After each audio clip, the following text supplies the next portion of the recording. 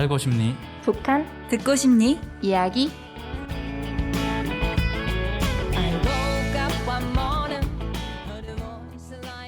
사이좋게 북한 친구들과 함께하는 작은 수다 시즌 16 239번째 이야기 파일럿 1부. 안녕하세요. 창원수박입니다. 안녕하세요. 백두산 들쭉입니다. 앞선 1부에서는 북한의 장마철에 대해 이야기를 나눠봤는데요. 특히 남한과 북한이 장마철을 대비하는 자세가 비슷하다는 점에서 흥미로웠던 것 같습니다. 맞아요. 1부에서는 장마철 이야기를 들었다면 이제 2부에서는 본격적으로 북한 여름 생활백서를 파헤쳐볼까 합니다. 여름휴가는 모두 1년 중 가장 기다리는 기간이잖아요. 여행을 가거나 고향에 내려가기도 하고요. 창원수박님은 이번 여름을 어떻게 보내고 계신가요? 저는 지금 막 방학이 시작한 만큼 아직은 휴식기를 보내고 있는 것 같은데요. 저는 지금 고향에서 올라와서 서울 생활을 하고 있는데 곧 고향에 내려가서 가족들과 여행도 가고 가볍게 여름 휴가를 보낼 생각입니다. 그럼 들쭉님은 이번 여름 휴가 어떻게 보낼 계획이신가요? 저도 비슷한 것 같아요. 이제 방학이 많이 남지는 않은 것 같은 느낌인데요. 항상 시작하면 빨리 끝나는 게 방학이잖아요. 그래서 남은 시간 동안은 좀 해외여행을 하면서 조금 더 저를 돌아보는 그런 시간을 가져보려고 합니다. 방학 시작한 게 엊그제 같은데 벌써 3주나 지났더라고요. 방학은 너무 달콤해서인지 항상 짧게만 느껴지는 것 같습니다. 이렇게 저희가 여름 휴가 계획에 대해 이야기를 해보니 북한 주민들은 여름을 어떻게 보낼지 점점 더 궁금해지는데요. 저희랑 어떤 비슷한 점이 있고 또 어떤 차이가 있을지 자세히 수다 나눠보겠습니다. 네, 좋습니다. 그럼 본격적으로 수다 나누기 전에 공지 한번 드리겠습니다. 사이좋게 북한 친구들과 함께하는 작은 수다, 사부작은 힘들이지 않고 가볍게 행동하다라는 단어 의미처럼 북한 친구들과 언제 어디서나 힘들이지 않고 가볍게 이야기 나누는 남북한 평화통일 프로그램 팟캐스트입니다. 저희 사부작은 365일 열려 있습니다. 사부작 인스타그램이나 블로그 통해서 출연 신청해 주시면 저희와 직접 이야기 나누고 출연도 할 수 있으니 많은 관심 부탁드립니다. 우리는 여름 하면 방학, 휴가, 물놀이, 냉면, 수박 같은 것을 떠올리는데요. 그런데 북한 사람들도 비슷하게 여름을 보내는 부분이 있고 또 북한의 사회 조건 때문에 다르게 된 부분도 있다고 합니다. 그럼 북한이랑 남한이 여름을 보내는 모습은 어떻게 다를까요? 그래서 오늘은 그 비슷함과 또 다름을 함께 알아보려고 합니다. 먼저 제가 가장 궁금한 것부터 이야기해보고 싶은데요. 저는 방학하면 여름 휴가가 가장 먼저 기대되는데 북한 사람들도 여름 휴가를 계획하고 있을까요? 저는 여름 휴가 하면 일단 너무 설레서 겨울부터 계획을 세웁니다. 어디 여행 갈지도 정하고 숙소도 예약하고 기차나 비행기표 끊으면서 두근두근하는 묘미가 있는데요. 제가 어릴 적의 기억으로는 북한에서 일을 하시는 분들은 휴가가 있었는지 없었는지 잘 기억이 안 나는데 아마 없었던 것 같아요. 정기적인 휴가는 없었던 것 같고 학생들은 그래도 방학이 있기 때문에 방학의 계획을 세우기도 하는데요. 북한은 한국과 다르게 자유롭게 이동하는 게 쉽지가 않아요. 다른 지역으로 가는 게 굉장히 어려운데요. 이동을 하려면 여행 증명서나 이런 확인증이 필요하거든요. 근데 그런 것들을 저희가 승인받는 게 굉장히 어려워서 아무리 시간이 있다고 해도 다른 곳으로 이동하기가 굉장히 어려웠습니다. 그래서 주로는 다른 곳으로 이동하기보다는 그냥 동네에서 놀거나 가까운 친척집에 방문하는 걸로 여름 휴가를 보냈던 것 같아요. 생각보다 여행이 자유롭진 않네요. 그럼 북한에서 피서는 어디로 가나요? 그리고 이동할 때 교통수단도 궁금해요. 주로 피서는 북한이 한국보다 이제 산악지대나 이런 강들이 되게 많잖아요. 주로 강변 그리고 또는 산에 가서 쉬는데요. 이제 강 주변에 가서 물고기를 잡아서 어죽을 써먹는다거나 또는 산에 가서 뭔가 이것저것 음식을 준비해 가서 저희가 도시락을 가져가는 것처럼 만들어서 먹는다거나 이렇게 시간을 보내는 것 같아요. 그리고 이동수단은 주로 걸어 다니죠. 동네에서는 한 2, 30리 정도는 많이 걸어 다녔던 것 같아요. 그리고 자전거를 많이 활용을 하거든요. 차가 많지 않기 때문에. 그리고 또 다른 지방으로 갈 때는 일반 이렇게 차를 타기도 하는데 그런 차들은 굉장히 비싸기 때문에 기차를 이용합니다. 근데 또 북한은 철도가 그렇게 좋지가 않아서 기차를 한번 타고 이동을 하는데 굉장히 어려움이 있거든요. 그래서 예를 들면 저희는 부산까지 KTX 타면은 한 3시간, 4시간 이렇게 가잖아요. 근데 만약에 북한에서 서울에서 부산의 거리를 간다고 치면 아마 제 기억으로는 한 보름 정도 걸리지 않을까 싶어요. 네. 또 이 기차 가다가 막 멈추고 그러거든요. 그런 어려움 때문에 주로 동네에서만 이 휴가를 보내는 그런 해프닝이 네, 있곤 했습니다. 네, 그렇게 동네에서만 보내도 더운 날에 잠깐 나가는 것만으로도 환기가 될 것 같습니다. 그리고 북한에도 남한의 워터파크처럼 보이는 시설들을 인터넷에서 본 기억이 떠오르는데요. 제가 봤던 북한의 워터파크는 어떤 시설인가요? 이 바닷가 주변이라든가 조금 더 더운 지방이 있거든요. 예를 들면 원산이라든가 또 이런 곳들에는 실제로 굉장히 유명한 해수욕장이나 워터파크가 있습니다. 특히 가장 잘 알려진 게 이제 원산에 있는 송도원 해수욕장이나 또 명사심리 해수욕장 같은 곳들인데요. 주로 북한의 여행지로 많이 알려져 있고요.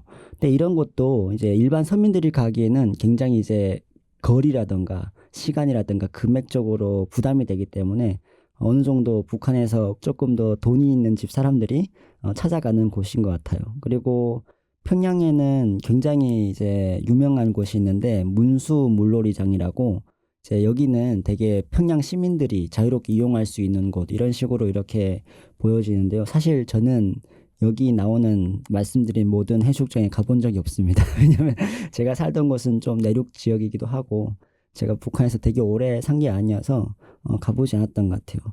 그리고 또 하나 제가 오기 전에 몇 년 전쯤에 갈마 해수욕장이라고 새롭게 또 오픈을 해서 굉장히 유명한 해수욕장도 있습니다. 네, 물놀이 할 수 있는 다양한 시설들이 꽤나 많은 것 같네요. 위치만 가깝다면 맨날 가고 싶을 것 같아요. 이렇게 잘 되어 있는 시설들을 모두가 다 이용할 수 있으면 좋을 텐데 자유롭게 이용하지는 못한다는 점이 아쉬운 것 같습니다. 네, 아무래도 그 지역이 이제 거리가 멀고 또 실제 이용하는데 요금도 있고 하다 보니까 일반 서민들은 그냥 영상으로 또 TV로 확인만 할 뿐 온전하게 그런 물놀이 시설들을 이용을 하지 못하고 있는 현실입니다. 비용 문제와 이동 문제, 사회적 조건들이 북한의 여름 휴가가 계층이나 지역 차이가 꽤 드러나는 주제라는 걸 보여주네요. 그럼 북한에서 여름방학에는 여름 휴가 외에는 어떤 모습을 보이고 있을까요? 학생들의 여름방학 이야기도 궁금해지네요. 북한 학생들도 저희처럼 방학을 기다리나요? 네, 저희 굉장히 방학을 많이 기다리고요. 정말 수업이 끝나기만 되게 바랐는데 좀 하나 어려운 부분은 이제 방학 숙제가 굉장히 많아요. 그래서 사실 방학의 절반이 그 방학 숙제를 하다가 끝나는 그런 어려움이 좀 있긴 한데 그래도 방학에는 가족이랑 함께 있을 수 있고 또 가족이랑 가까운 친척들 방문할 수도 있고 그런 부분 때문에 굉장히 방학을 많이 기다립니다.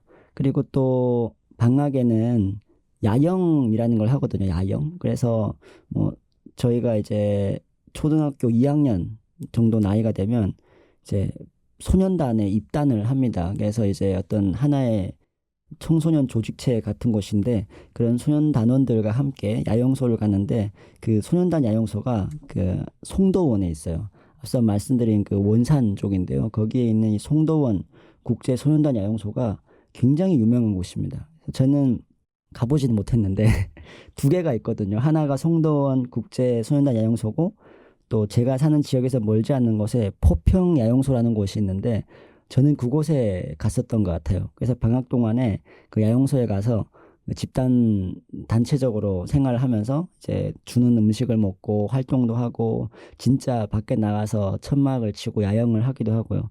그런 시간들을 통해서 방학을 많이 보내는 것 같아요. 소년단 이름만 들으면 굉장히 공식적이고 격식을 갖춘 공간처럼 느껴지는데요.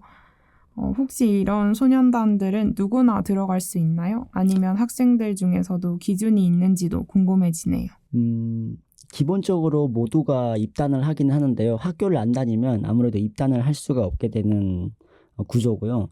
6월 6일은 한국으로 치면 어린이날 비슷한 날이에요. 그래서 소년단에 입단을 할 수 있는 날이 이 세 번밖에 없어요. 그래서 공부를 잘하거나 돈이 좀 많은 친구들은 2월 16일에 입단을 하고 제일 빨리 입단하는 거죠. 그리고 조금 더 돈이 없는 친구들은 4월 15일. 저는 4월 15일에 했습니다. 그래서 주로 웬만한 친구들은 4월 15일에 다 한다고 보시면 돼요. 일단 입단을 하면 뭐 그 어린 친구들이 뭐 사회식도 하고 이런 식으로 이제 집단적으로 뭔가 해야 되는 부분들이 확실히 늘어나는 것 같아요. 북한에서도 모범생과 열등생 같은 개념이 있다는 게 신기하네요.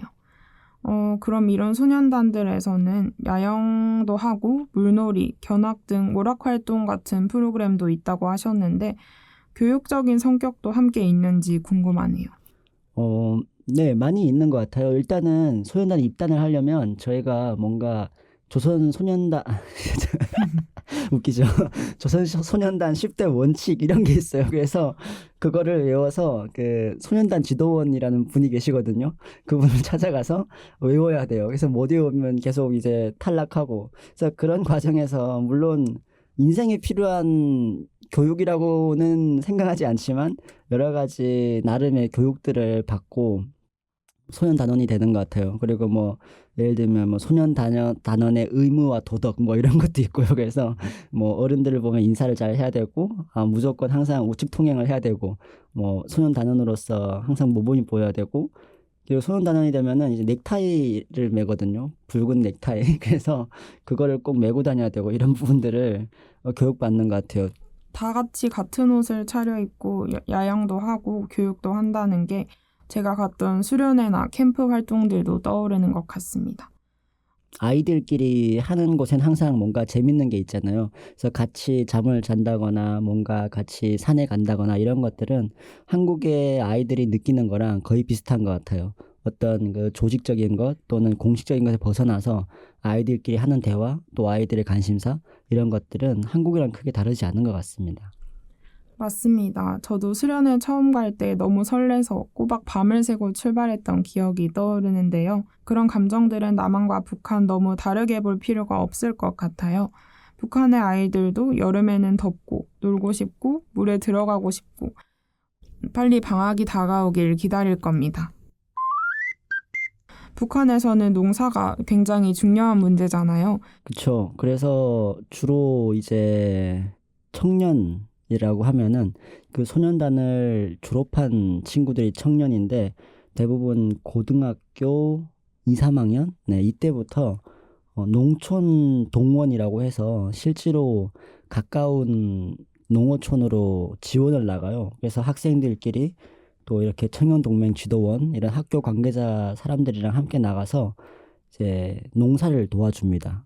저희 동네에서 가장 유명했던 거는 어, 아무래도 양강도라는 지역의 특성상 가장 많이 나는 어떤 식량이 감자거든요. 그래서 저희가 감자동원이라는 게 있었고 또 제 닉네임에서 알 수 있듯이 백두산에서 가장 많이 나는 또는 특산품인 이제 들쭉이라는 그 열매가 있는데 이 들쭉은 재배를 할 수 없고 야생 들쭉이거든요. 그래서 사람들이 찾아서 따야 되는 거거든요. 그래서 그런 들쭉 동원도 있었던 것 같아요. 그래서 들쭉 동원, 감자 동원 이런 식으로 한 15살, 6살 이 정도 되면은 정확하게 기억은 나지 않지만 네, 대부분 그렇게 농촌으로 나가서 감자를 캔다거나 또 김을 맨다거나 또는 들쭉을 딴다거나 이런 식으로 농사 일을 도왔던 것 같습니다. 듣기만 해도 이 더운 날씨에 땀으로 옷이 젖는 게 느껴지는 것 같습니다. 한여름에 논밭에서 일하는 게 정말 쉽지 않잖아요. 여름에 다른 얼굴인 것 같네요. 그럼 농촌 지원이나 노력 동원도 여름과 연결될 수 있을 것 같아요. 네, 북한에서는 이제 농번기에 학생이나 도시 주민들이 농촌 지원을 거의 필수적으로 가야 되는데요. 또 실제로 학생들은 그래도 이런 것들을 하고 싶어 하거든요. 왜냐면은 학생들끼리 지낼 수 있는 시간이 그때밖에 없다 보니까. 그래서 또 여름 방학이라고 해도 또 어떤 친구들은 집에서 지내기만 하고 또 아예 멀리 친척 집에 간다거나 또는 이렇게 농촌 동원을 하면서 다양한 모습으로 보내는 것 같습니다. 저는 무조건 집에 있기만 하고 싶어 할 것 같은데 생각보다 자원하는 친구들이 많다는 게 신기하네요. 역시 학생들은 친구들끼리 있는 걸 제일 좋아하는 것 같습니다. 그럼 이제 열심히 일을 했으니 음식 이야기로 넘어가 볼까요? 여름하면 음식도 빼놓을 수 없잖아요. 여름에는 자연스럽게 시원한 음식이나 뜨끈하게 몸을 보양해줄 수 있는 보양식을 찾게 되는데요. 남한에서는 냉면, 콩국수, 삼계탕, 수박, 빙수 같은 것들이 떠오릅니다. 일단 한국에서는 북한하면 평양냉면이랑 함흥냉면이 가장 먼저 생각나는 것 같아요. 네, 맞습니다. 저는 북한 하면 가장 떠오르는 단어가 냉면이라고 할 정도로 북한을 대표하는 음식 중 하나인데요. 특히 평양냉면, 함흥냉면은 남한에서도 좋아하는 사람도 많고 유명한 식당도 있을 만큼 익숙하게 보입니다. 남한에서는 이렇게 익숙한 음식들이지만 외국인들에게는 면을 차갑게 먹는다는 것 자체가 익숙하지 않다는 영상을 본 기억이 있는데요.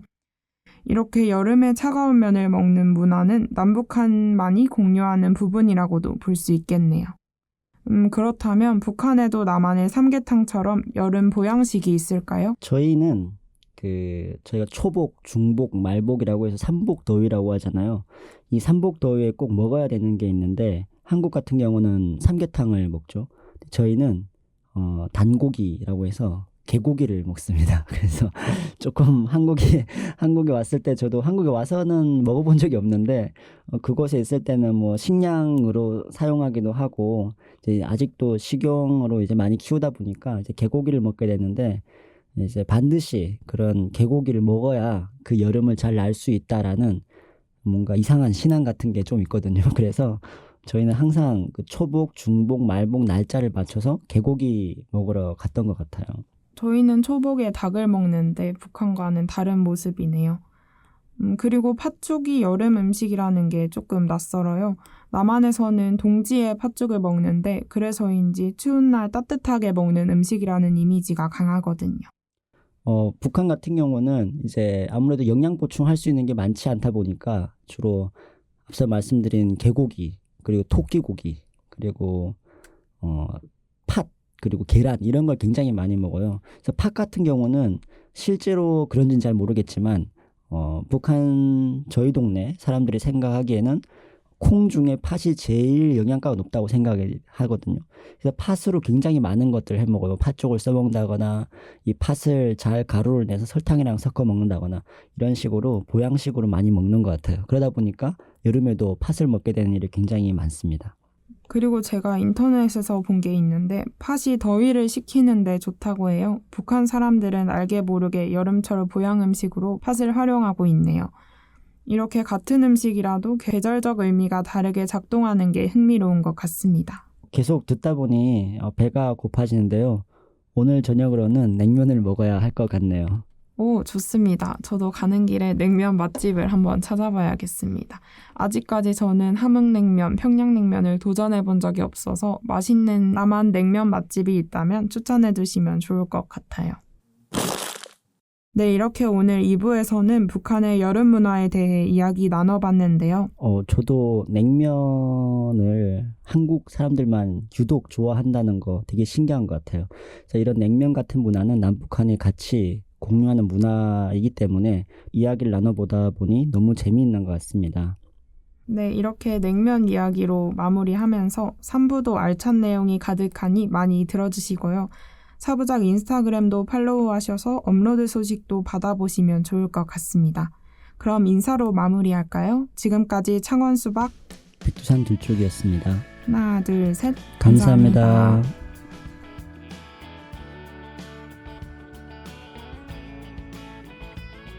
I woke up one morning, heard a voice like a warning.